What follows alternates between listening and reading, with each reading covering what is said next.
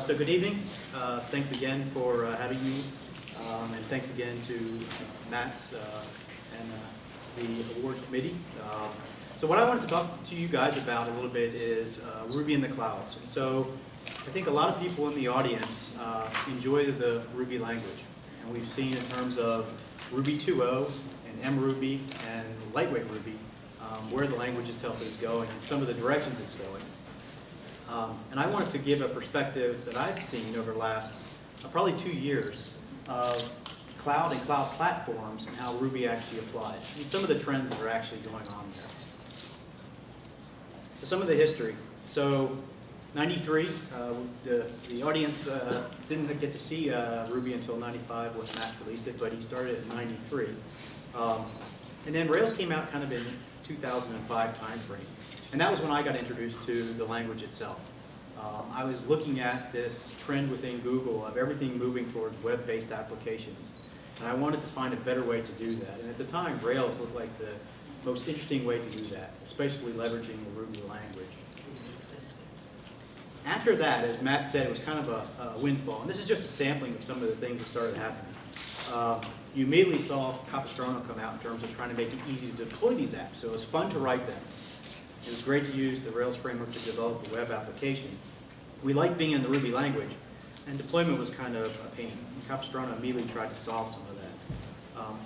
We immediately saw Heroku come along around in 2007, and I give them all the credit in the world in terms of really trying to make the deployment system even easier, and really kind of starting to define, I think, what a lot of us in the audience know as platform as a service.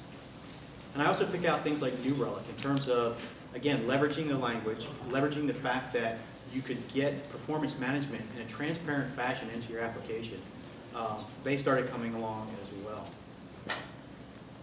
And so you saw things like a better language, a better framework in terms of some of the things that Rails was doing. Easier deployment, but then even better deployment, and then better perf management. And so you saw this trend of, Ruby as a modern application development platform, application deployment, so again, Capistrano and Heroku, and performance management. And so, what were we all trying to achieve? Or what were we actually looking for? And I know, at least for myself, I was looking for, how can I write an application that's easier to write? Deploying should be easier. And managing should be easier. Simple and fast. And I believe that Ruby on Rails really set the bar. And Ruby language itself actually kind of came in behind Rails itself. But now actually, if you look at the landscape, it's actually influencing a lot of different languages, which we'll talk about in a second. So it made it easier. It made it simpler. But for what? And so, for example, what were the overarching macro trends that were going on? And so this kind of eye chart here that has a lot of the acronyms, essentially is just how a lot of people within cloud platforms kind of very simplistically view the world. There's the base level hardware, and there's the infrastructure as a service, which includes virtualization, which is what VMware is known for. Then you have, again, what I think companies like Heroku, Microsoft with Azure, and VMware have tried to pioneer this platform as a service, meaning you're developing an application, and now you go to deployment. You really just want to care about your application. You don't want to all of a sudden have to dip down and say, okay, what virtual machine do I need? What kernel image? What version of X, Y, and Z? And then on top of that, there's this concept of software as a service. But nothing is standing still. And I think when we heard Matt talk about things like mRuby and Ruby 2.0, you realize that even at the base layer within a language, there's feeling the tendencies and the shifts that are coming above it. And what do I mean by not standing still? Well, everything is always moving. And it's always moving in every single layer, at least in my opinion. So even with the hardware, right, we've got this concept of, hey, guess what? We don't have a spinning disk anymore. We have a solid state drive. And I'm not sure if the audience, I know a lot of people, I see Evan, and I know he understands what this impact is going to have. It's going to ripple across the whole thing. But that's not obviously the only thing in hardware. We've got, you can buy, and multiple companies up and down Silicon Valley, machines that have, sorry about that, it's cut off, thousands of cores and terabytes of memory. I believe HP and Calzada, I think is how you say it, just announced their Moonshot project, which is doing ARM-based servers with, again, thousands of processors. You have things like OpenFlow, which is trying to redefine how networking is actually working. And again, you have the ARM and Atom, the low power type of processors. So even at the hardware layer where we think things are fairly stagnant, we're seeing a lot of churn, which in my opinion is going to have amazing effects going up this stack.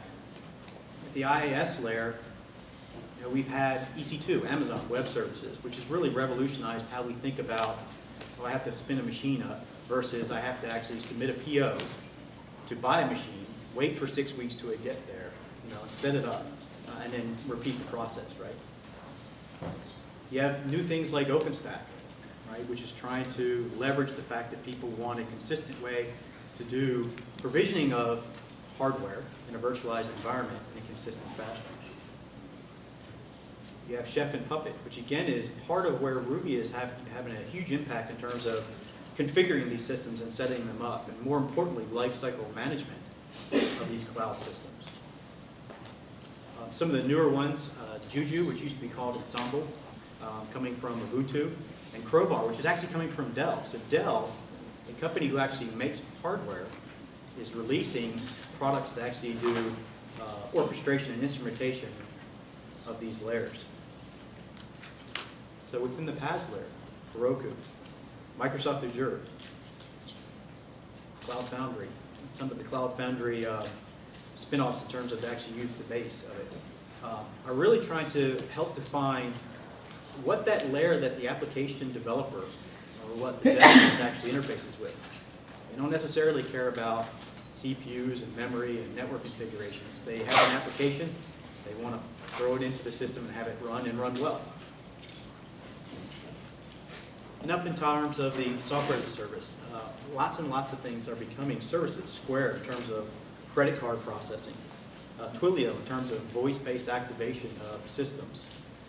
Facebook, obviously, Twitter. So you get the point, hopefully, that, whoops, that wasn't good.